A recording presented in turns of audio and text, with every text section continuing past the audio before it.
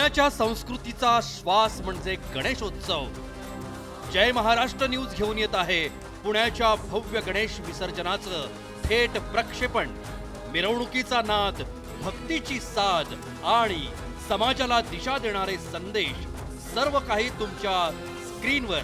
चुकवू नका हा ऐतिहासिक सोहळा. दिनांक 6 सप्टेंबरला सकाळी 9 वाजल्यापासून फक्त जय महाराष्ट्र न्यूजवर.